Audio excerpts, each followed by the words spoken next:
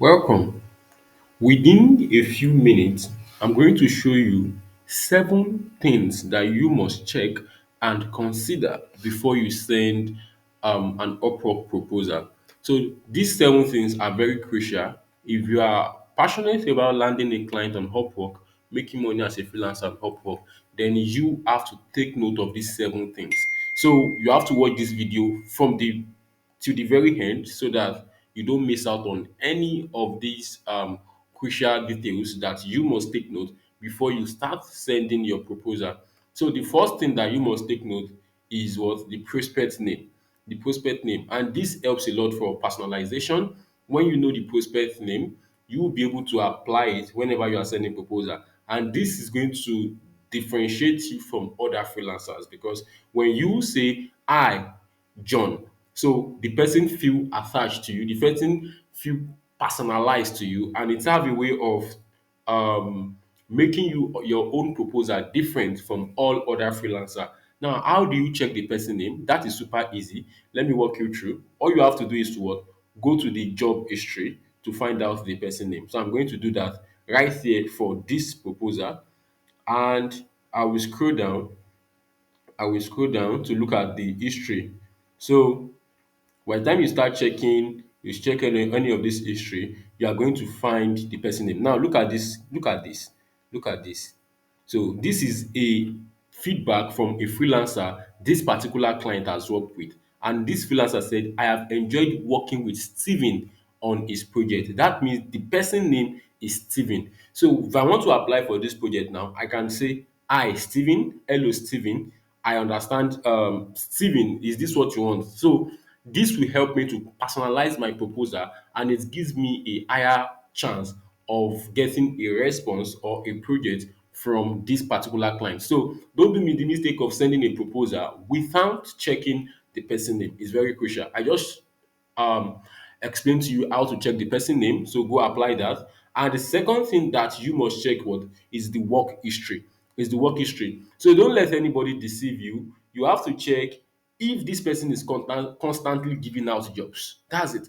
There are a lot of people on Upwork, they don't give out jobs, they don't hire people. So the only thing they do is to post proposals and get response from freelancers. Some freelancers even do to the extent of attaching their portfolio. They steal those portfolio and go and use it for themselves. It happens on all freelance platforms. So in order to be at the good side on Upwork, you have to check if this person is actually giving project out and what are other freelancers saying about this person. Some buyers are paying in the ass. Yes, you heard me right. Some clients will frustrate your life.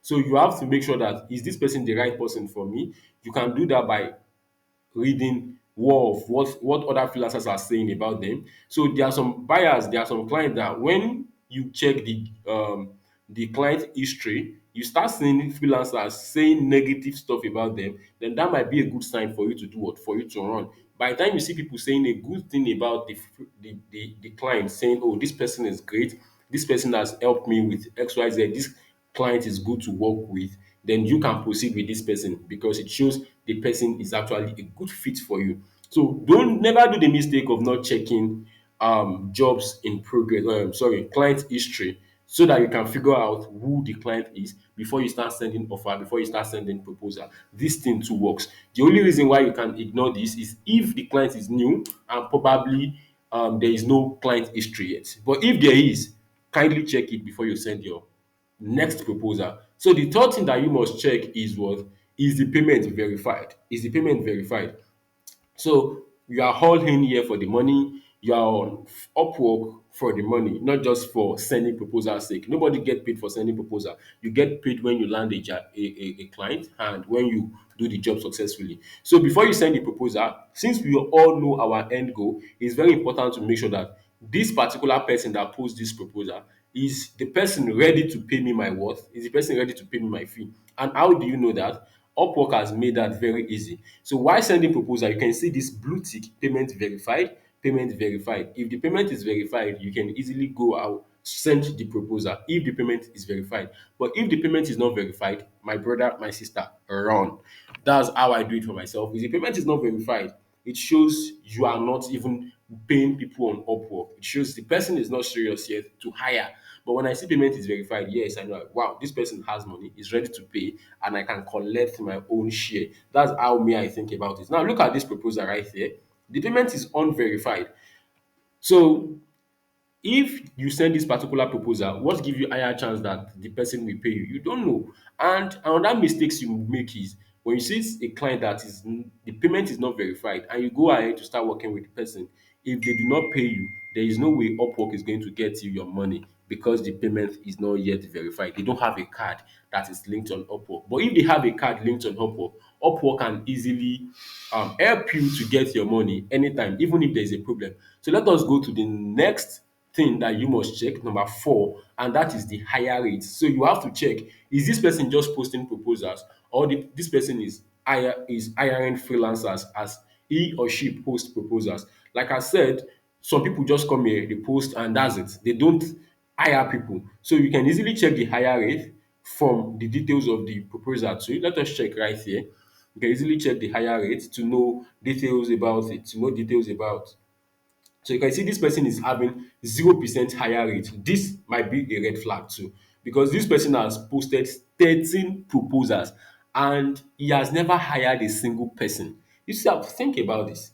Someone has posted 13 proposals and he has never hired a single person, which means he's just wasting people's time, for crying out loud. Like, how will you post 13 proposals and you have never hired a single person? Instead of me to waste my connect on sending this particular proposal, I would rather go and use this connect to send a proposal from a client that I know that he has a good history of hiring someone. You can even see this person is displaying his WhatsApp number here, which is against Upwork policy. That means I don't think this guy is working on Upwork. I don't think he's working on Upwork. So let us check another proposal to see IRA stuff like that. I don't like all this proposal I'm seeing. Let me just scroll down. Let me scroll down. Let us check this out. Clavio expert. Now I'm an email marketer, so that's why the proposals are about email marketing. So let us look at the higher rate. So this person right there is having 75% higher rate. So that's great. I can go with this kind of person. It shows this one is constantly giving people jobs on Upwork. All right. So you have to check that. So it's very important. When you see someone with a lot of job posted but 0% higher rate, then what are you waiting for? Because what's the essence of sending a proposal when you know that the client will not hire you? Like, think about it. So let us go to number 5, and that is client budget. That's very important before you send a proposal. Like as for me, I have said bye bye to $5 gig, bye bye to $10 gig. So God forbid. So now it's very important for me to check the budget the client is having before I proceed to sending a proposal. Even though sometimes it might even increase more than the buyer's budget, depending on my own closing capacity. But it is still very crucial that I check. Now you cannot compare this client right there that says his budget is what $1,500, $1,500 with someone that I saw right here that want to give an estimated budget of $5. Can you see the difference? Like, look at the difference. Can you see? So I would rather go for someone that says $1,500, someone that says want to give me a good rate per hour, than going for someone that says that have a fixed budget of $5 or $10. All these things I don't like it because it's a waste of time. You get it? So depending on your own rates, your own working capacity, your own closing skill, you might actually choose your budget, the kind of budget you want from your client. And one good thing about Upwork is no matter your budget, your rate per hour, you will definitely see prospect and client that will fall in that category so you can go for them. I said this in freelance secrets too. Divine your client before you start looking for client. Divine who you want to attract. All right. And also, number 5 is what client budget. We've talked about that. We've talked about client budget. And number 6 is what job description. This is very crucial before you send a proposal.